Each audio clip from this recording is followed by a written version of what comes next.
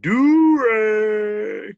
That's right. Do-rag dub. This is another week of Country Cousins. Gonna go around the round circle. This your guy, Pretty Flacco. AKA? Class of 02. Vatarot. Got Natchez North. Was you 02 for real?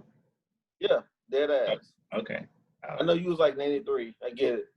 Who else on this thing? You know why? Gas. 93. We also have my twin. We coordinated today. At a BC. AKA used condom. AKA the condom broke. Headband. AKA JJ if he never touched crack. AKA Meek Mill with the struggle beanie. AKA Freeway when he got on papers.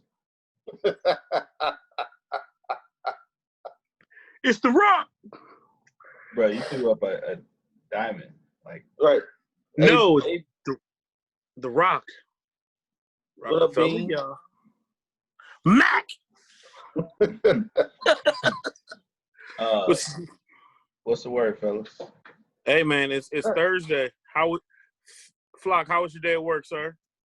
Look, you know what's crazy? Like I've been trying to, because if you guys notice, I haven't really been big on social media lately, right? I put out one message on Facebook about people I've served with in the military and their views. Yeah, I saw that. It's really been disheartening, right? So at work, I was in an awkward position, right? So I had to address someone because those who don't know, most companies across the board are requiring their people to wear masks, right? Boom. Surgical mask or N95 mask, right? So I've had individuals come in with Black Lives Matter written on their mask. So me being who I am, I was tasked with addressing these individuals and letting them know that they can't wear those masks. Right. So what was the breakdown? Was it 100% black people wearing it? Was it any white coworkers wearing it? None. No white coworkers. But you know, like things of that magnitude, it's a snowball effect. It starts very small, right? Small group, then it snowballs to everybody wearing them, right? So it was like 5 individuals. That's what it was. So 5 out of 1,000. 5 out of 300. Okay, I just wanted to put it in context. Right. So, you know, having those discussions like that, you have to. It's put in a different perspective, right? So for us, I mean, you know, black people, it's like if I address it, I'm getting looked at as okay. You sign with the white man, you're Uncle Tom, you ain't with us type shit, right? You're Black Republican. You Black Republican. You know, you're African booty scratcher. No. Totally different. Hey, second sidetrack a little bit, I'm sorry. Back in the day, that's the worst diss you could get, getting called an African booty scratcher. No. Well, maybe for you. For me, it was Tar Baby. No, Tar Baby came out after Big Mo with Bar Baby came out. Then people started singing the song, Tar Baby, Tar Baby. Tar Baby's been around. Go ahead. That's like Moon Cricket. What the fuck? The fuck is a moon cricket? Never heard that till you said it. You never heard Moon Cricket? Never said it. You was part of some different racism in West County. All right. No, my mom's from Little Rock, Arkansas. She's the one who told me about Moon Cricket. First and foremost, pronounce it correctly. That's Arkansas. So disrespectful. You're right. I apologize. No, but for real though, like it's like lose-lose situation. You know what I mean? Trying to address it. So And I bet they addressed was it. happy to send you in to do it. Like, hey, Mr. Flacco, why don't you go tell why don't you go Right. tell Keisha?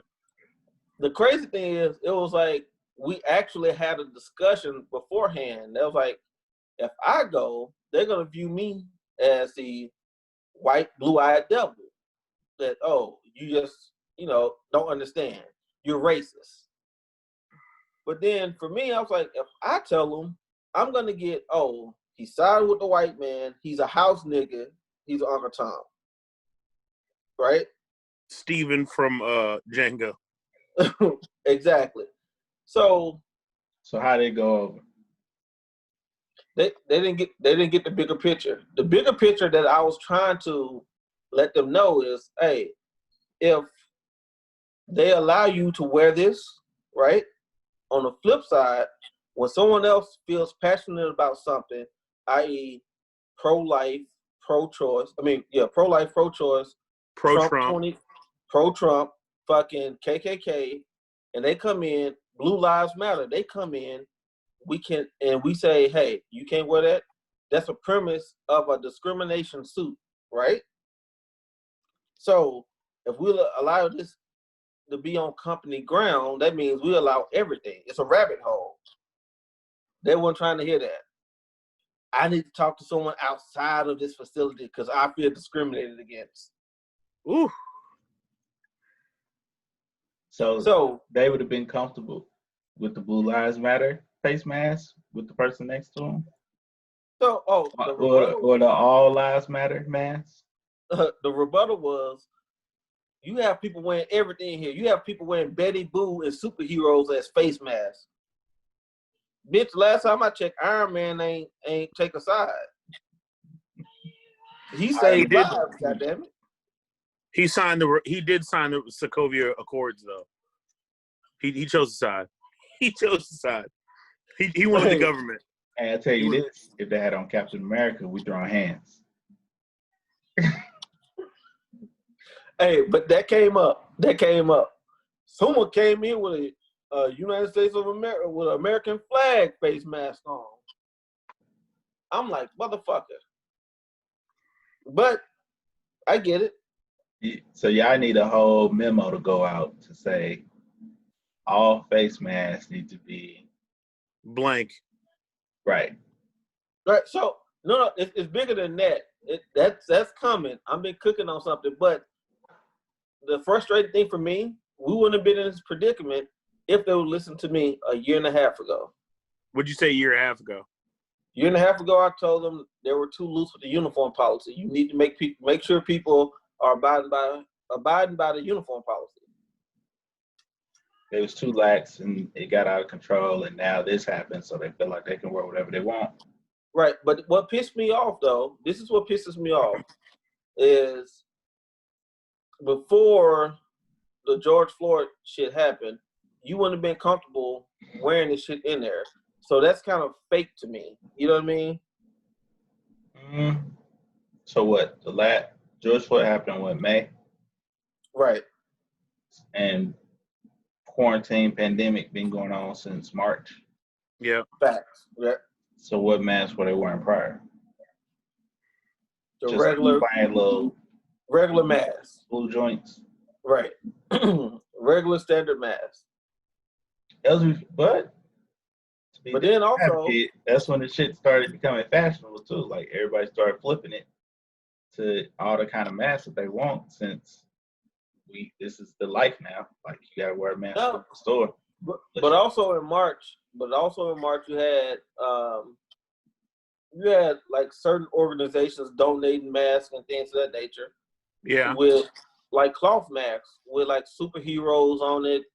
That's what I rock. Cartoon characters, you know what I mean? Things of that nature. So, but you're right, it has become fashionable. But yeah, I was put in that position.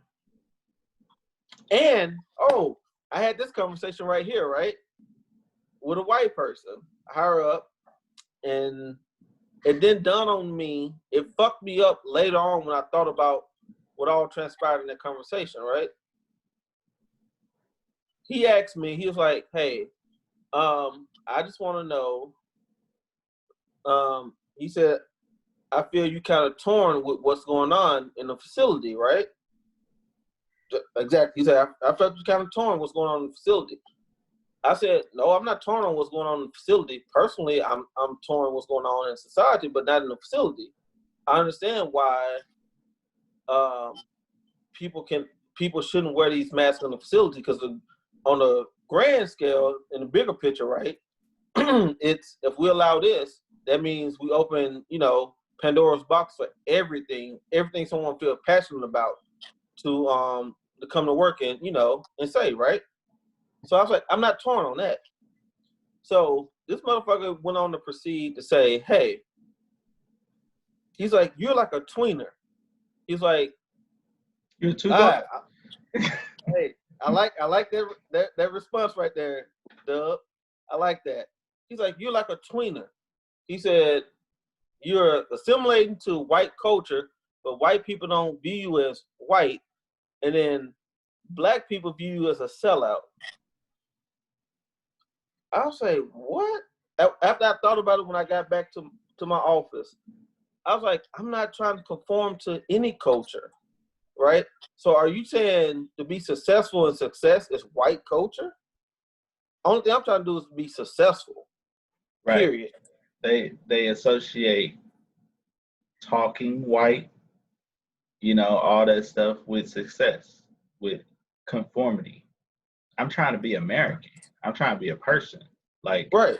You guys keep putting us in this box of, oh, you're African American. No, I'm black.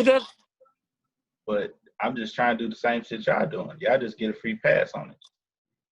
But so that's why like I text y'all this morning when they was talking about, we bleed blue the company colors. I swear I yelled out, crib. Only people that got it was people that look like me. They look at me like, they're like, you stupid. I say, hey. Y'all want us to be ourselves, right? Right. They talk about everything is on the table again, right? We can be who we are. We can be accepted for all of our little views and actions and our culture. Like, you're embracing all this blackness, you're gonna get a couple Crips out of here, cuz. So that leads me to say that I think as leaders, because we all are leaders, right?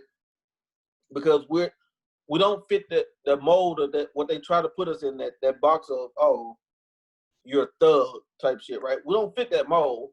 So as leaders, I think it's important for us when we go to these meetings, you know what I mean? We throw little jabs in there like, hey, I'm going to speak my culture. I'm going to speak like, when I'm in a meeting and someone says something that's cool, I'm like, oh, that's dope. Or, St. Louis dialect. I have dropped a couple of, oh, that's fire right there. They're looking at me, what do you mean? That's zippity doodah, Dave. That's okay. Cool. Right, you know what I mean? Oh, shit. But that's one of the things I think got me in trouble a lot, is because I didn't change according to my audience. A lot. Diddy would tell you all the time, he's like, you just don't give a fuck at work, do you? He didn't. But I also think you were broken. Past tense, he didn't. That nigga got fired. I mean, but I also on my day off. I think he was broken though. That was part of it though. Like, broken. I had so much piss poor leadership. Yeah, I didn't say it was broken by your fault by any means. I'm just saying, like, you were just broken. You had been led astray for too long. Piss poor leadership. No one gave. Now. Huh? I'm Malcolm Little now. No, but like no one gave you a path ever.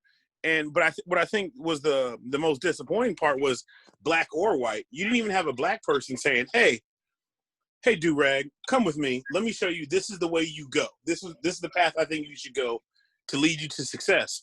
The one person that you had your final conversation with, when you told them, "Hey, if you don't do this, I'm out by September."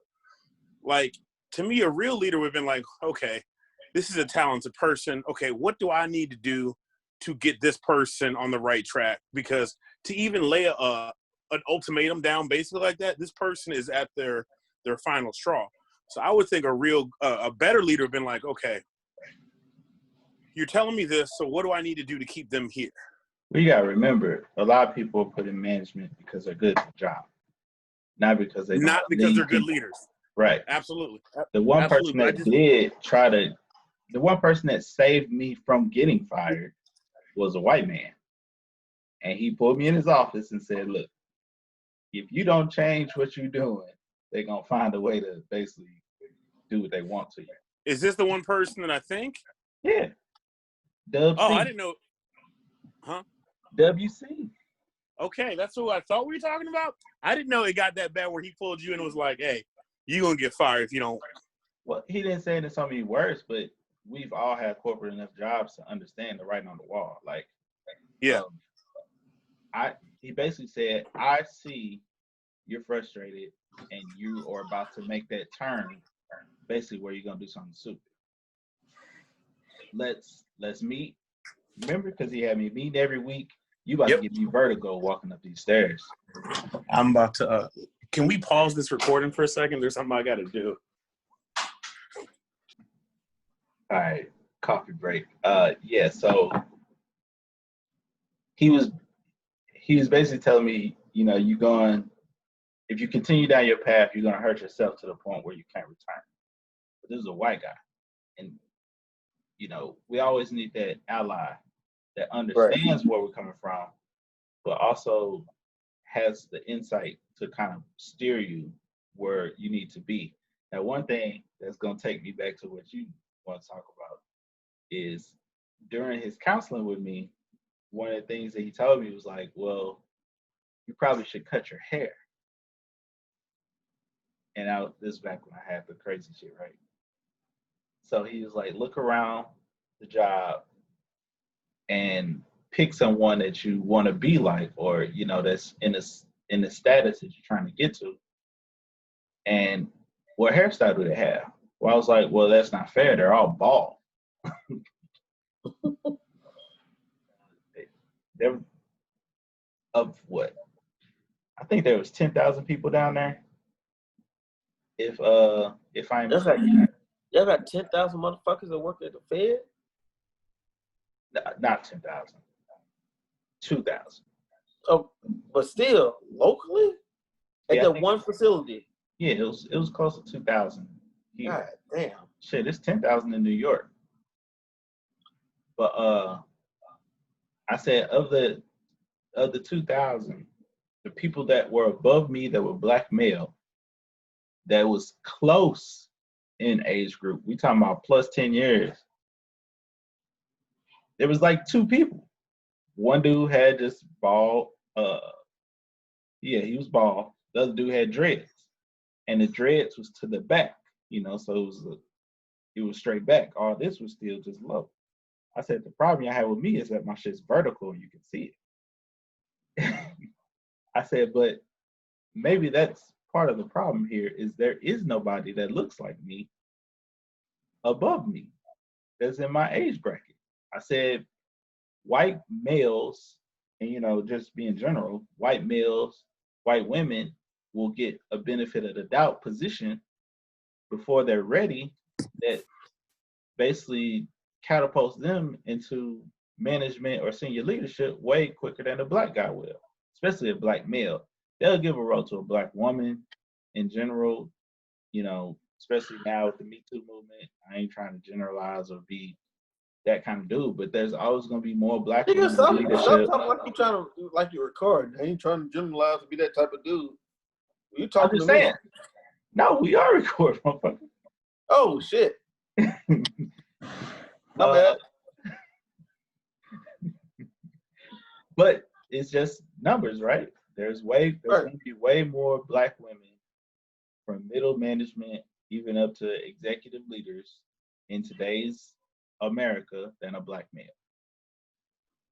It's just what it is. Right, but that's the history of taking the masculinity out of things for black males. You know what I mean? Like, so think about it. Same thing with the whole with the housing market and things like that. Section 8, you can't have a male living with you type shit. You know what I mean? You can't have all this shit. So that's a whole part of systemic oppression. I'm sorry. It's systematic, but same difference.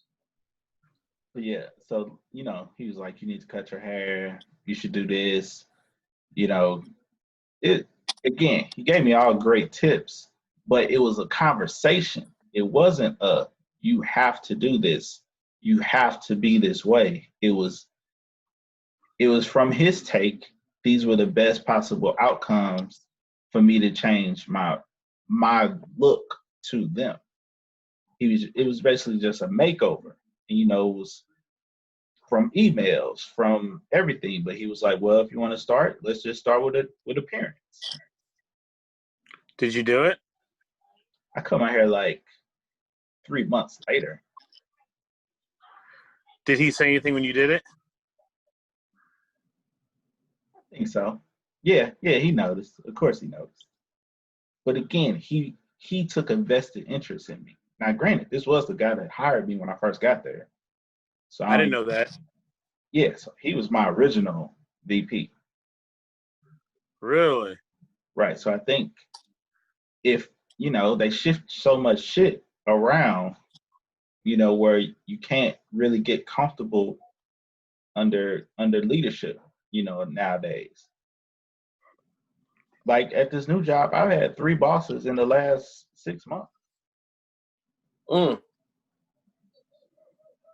So of none which look like you. At there, it ain't no black people. There was one black dude that was in charge of the help desk area, and he stepped down. Well, he moved sideways to take on a role in the big project that they implemented. They $100 million baby. But he was the only one that was on that line before you got to the CFO, the CIO. Now it's woman.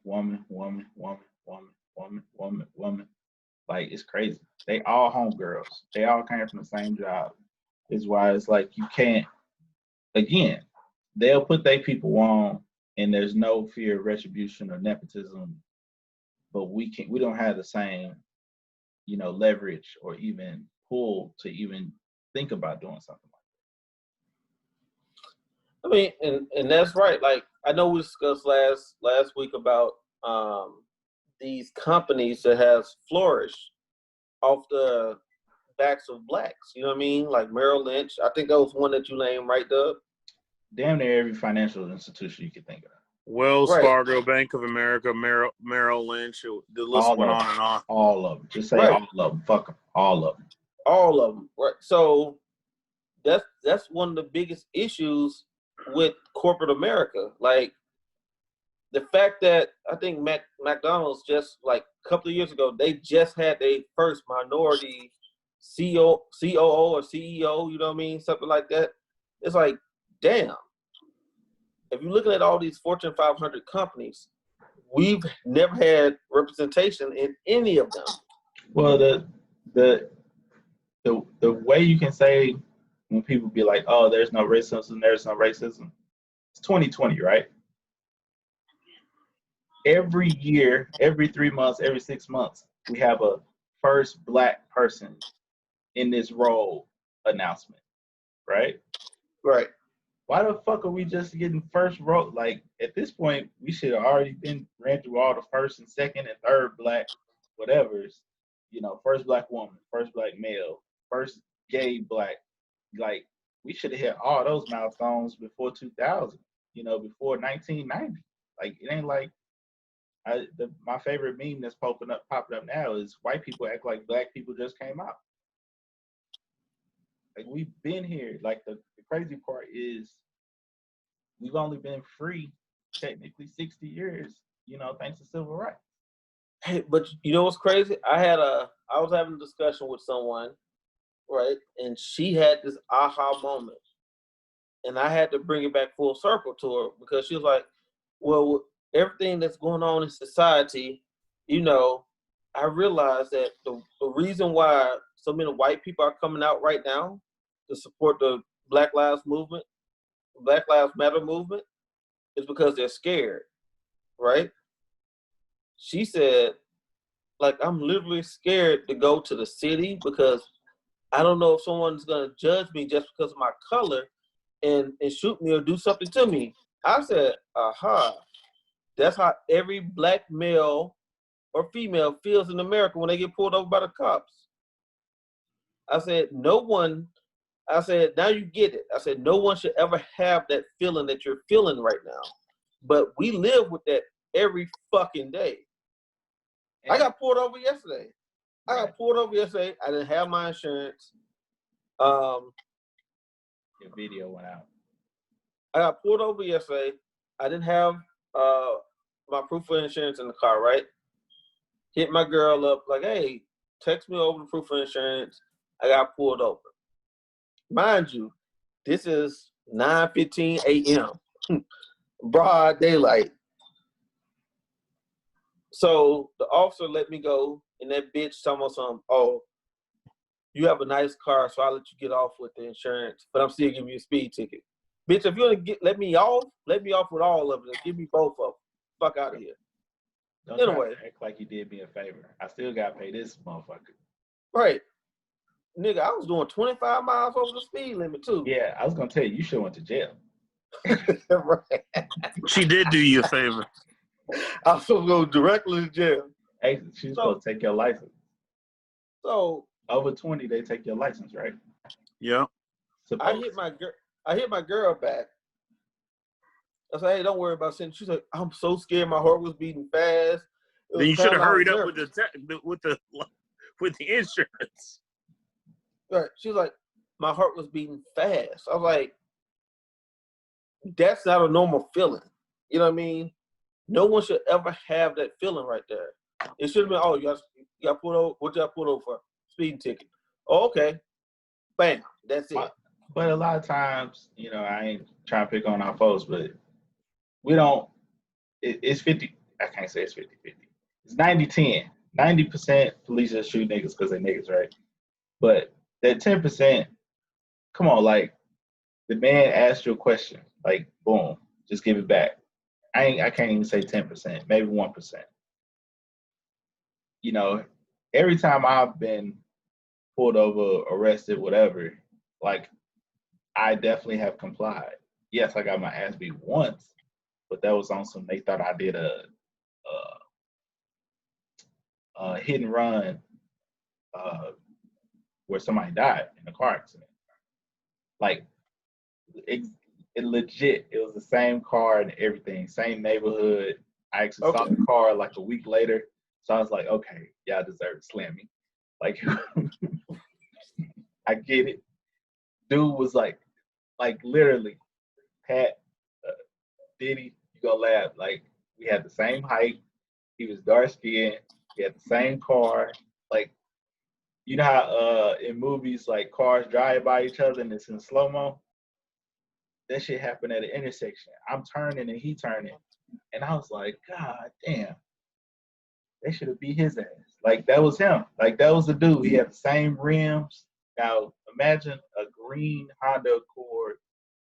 You know, the body style from 90 to 93 is the same. The odds of us living within a mile of each other. Same car, same rims, same color, everything. The only thing is I had the fart can in my car. So when they got to me for speeding, they pulled me out that car so fast. And I was like, oh shit, I'm gonna die.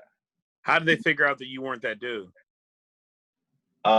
When they took me in, like, I was still in college. So they had my college schedule.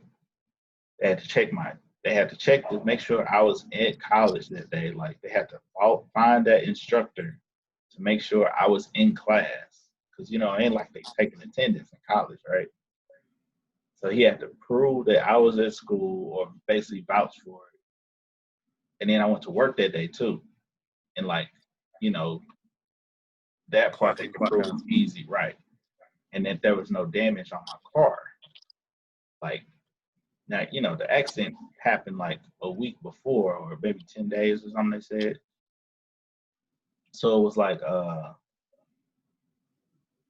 you know, you could have had time to fix your car if something did happen like that. But yeah, it was basically a whole bunch of checkpoints that I was only there a couple hours because my cousin was a cop and he came by, he was walking somebody in. And he was like, what is he doing here? Who, like, he had no insurance or something? It's like, oh no, he is suspect in this. He was like, nope, y'all gotta let him go. Hey, let him go, cuz. Did you tell him Did you tell him he slammed you? Did you do the Eddie Winslow when he's talking to his dad about they pulled me over because I was black? I saw that clip post this week. Yeah. Now I don't know if it's worse that they didn't believe my dad didn't believe me. Well, this happened at like 11 or 12 during the day, right? So I'm there. It's like 6, 7 o'clock. Oh, you there all day? Yeah, I thought you said a couple hours. They take their time with you, bro. I mean, No, you said a couple hours. It happened at like 12. I think I had to be at work at like 1. So I was speeding going to work, and that's when they got me. But I had like just left my house. So you drank the beer at 10:30? So say it happened at 12. We outside for like an hour. Like, I'm not transported for like an hour. Like, you know you've been fucked up, right? I'm sitting outside. They like checking my car and they try and tow my car and all this other stuff. So I don't get to the police station till like maybe 2, 3 o'clock. You know, at that point, you don't know what time it is. You ain't got no watch on and that. So then, you know, I'm hungry. Like, I'm like, can I have something to eat? They gave you this stale ass peanut butter and jelly sandwich. So when my cousin come through and, you know, like I say, it's like 6. So he like, nah. So then as soon as he walk out and leave, they're like, are you hungry? I'm like, motherfucker, I've been hungry all day. They give you a bottle of water, like the little one, and a little stale sandwich. But my cousin did what he was doing. Maybe like, it couldn't have been more than 30 minutes, 45 minutes where like I was out of there. Crazy. But that was the only time I did get slammed. My brother got fucked up too when Dirty went to jail. But they slammed him a lot harder, but that was drugs. Allegedly. And Dirty didn't go to jail. Dirty went to college. We went to Penn State. Trade school. But no, like you brought up conforming. Like nothing prepares you to be a black male in society. You know, your parents, your family, whatever, they can try to put you in these places, but until you're in these situations, you can't react. You know, you don't know how you're going to react. That's true. That's what I'm saying. Like, it's trial and error. Like, it's hands-on training, on-the-job training, being black in America. That's all it is. It's like, we could talk to these kids. We could do all these things. They could see what they want to see. But until we get past the point where when we're looking in the housing market and look at the map or look at these houses, like, oh, nope, I know I can't go in that area. Oh, I can't go in this area. You know what I mean? Until we get past that point, this shit won't change, bro. Do you think until we stop getting pulled over and saying, oh, hey, what are you doing in this area? Or fucking delivery men stop getting shot at for being in the area. They getting shot at now? Like, in Minnesota, the Uber driver got shot, and the dude fled the scene, and he's like, the guy said something about a gang. I got scared, and I shot him, and he ran, and then his dad made him go back. Is that the one you talking about, Flock? Right. Yeah. So, like, shit crazy until we stop getting stereotyped for being in these neighborhoods that, quote unquote, we don't supposed to be in. Who who the fuck makes these rules? Who the fuck says we're not supposed to be in these neighborhoods? Who the fuck says we're supposed to wear our our belt buckle? We can't wear it to our belly button. Who makes these rules? It's like baseball, all them unwritten rules in baseball. Right. I'm saying until we get to a point where, because I tell people, what I hate is when someone say I don't see color. Fuck you. You do see color, because the two things that people recognize about any individual is gonna be ugly. There's gonna be their race and their sex. The first two things you're gonna notice about a motherfucker. I don't know about sex no more. It's some genderless looking people out here. Like, have you looked at some of these kids nowadays? You'd be like, is that a boy, girl? It's Link from Zelda. Oh, speaking of which, how the fuck do you guys feel about Nickelodeon coming out and saying SpongeBob is gay? That makes no sense. He's a fucking sponge. Why does he have to have a sexual preference? Right. You're right. Sexual preference. I said gender, but that's what I'm saying. Like, that makes no sense. I want all these motherfucking organizations. I don't give a fuck what you claim. I don't give a fuck if you LGBTQ, ARS, or IRS, NRA. I don't give a fuck what you are. I don't care if you Black Lives Matter. Leave these fucking kids alone. Let kids be kids.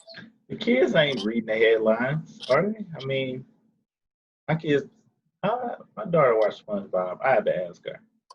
But hey, I remember a couple years ago, I was with my nephews, and they was watching a cartoon. I'm like, man, what the hell is this? And I was like, well, what is that? They're like, oh, they're genderless. I was like, oh, wow. Like, y'all different. This was right at least 5 years ago. Well, like, didn't they have Bert and Ernie be they're gay? But still, like, they specifically are making cartoons without genders. No, but going back to the SpongeBob thing, didn't they have some kind of episode where Bert and Ernie are gay? I mean, Bert and Ernie was gay anyway. It was two dudes living together. Right. But they made it a point. No, the realest motherfucker on Sesame Street was motherfucking Cookie Monster or Oscar the Grouch. Cookie Monster, cuz he's blue cuz. Shit. Why are you so angry? Because I live in the motherfucking trash can. You know what I mean? And you ain't trying to help me. But no, like we need to stop. We need to stop trying to persuade these kids and to left or right. You know what I mean? Like, let kids be kids. Damn. Right. Kids. This is what kids do. This is what I love about kids. They love and let love. Like, they go by any means. They just live fucking life. That's how we're supposed to live life. Careless, carefree, fucking like young Flacco, right?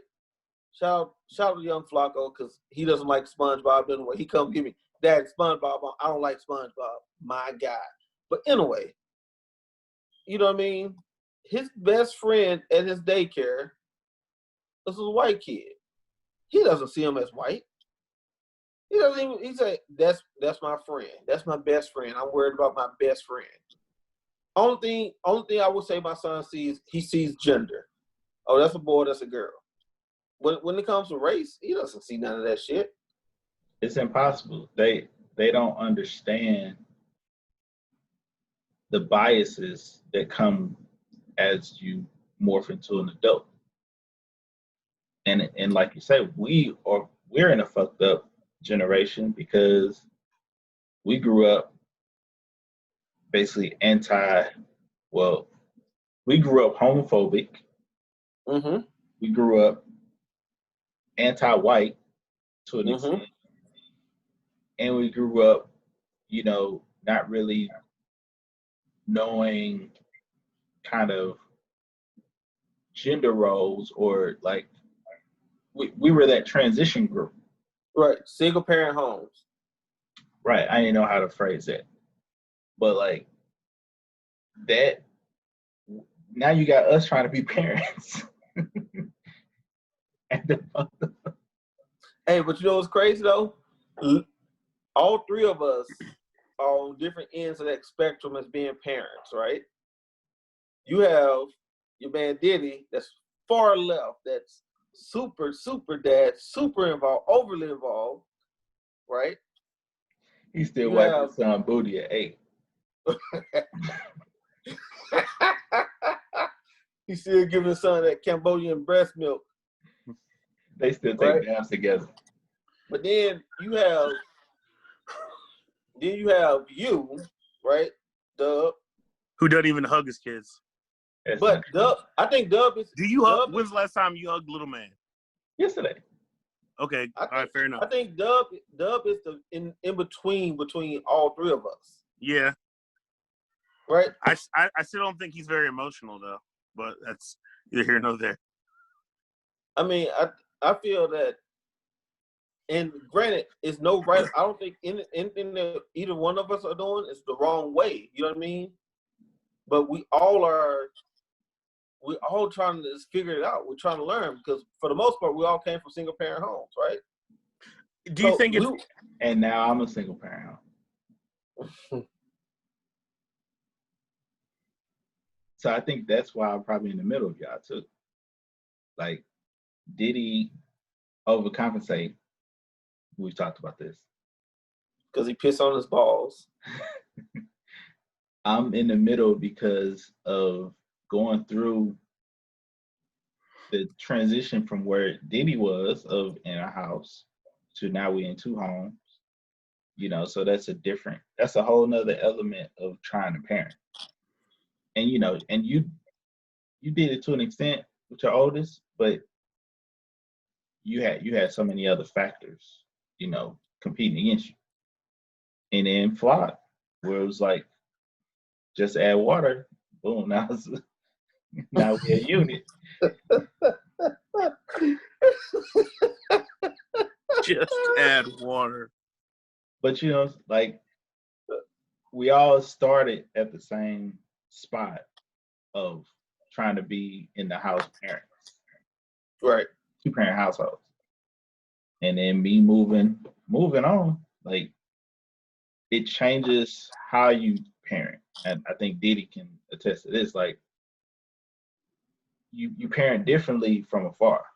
Like, you have to, because they're gonna pick up their habits from the other house they at.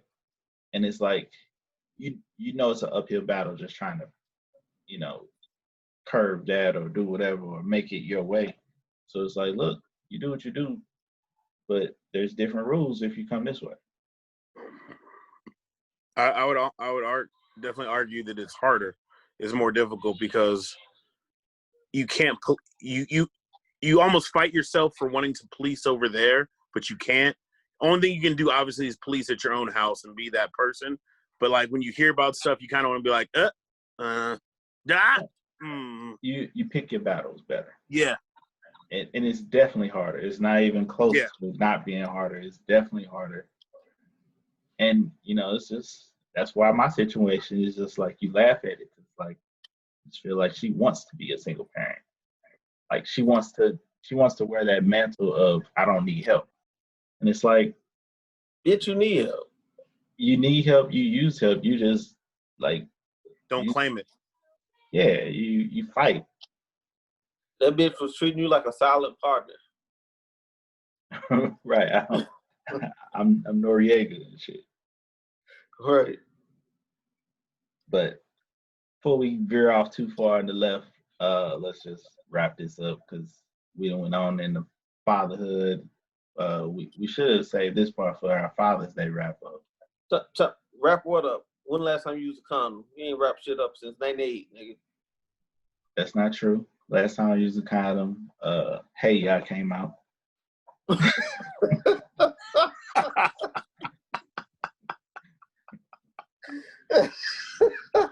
Hey, with Diamond, shout out to Outkast. 11 years ago this week, 2 crazy things happened in the world. Okay. Michael Jackson died. Steph Curry got, Johnny Flynn got picked up with Steph Curry. So. Oh, wow. That was probably the last time I used a condom. Shoot 'em up, bang, bang, bang, bang. Who took Johnny Flynn? Minnesota. Who else did they take? Ricky Rubio.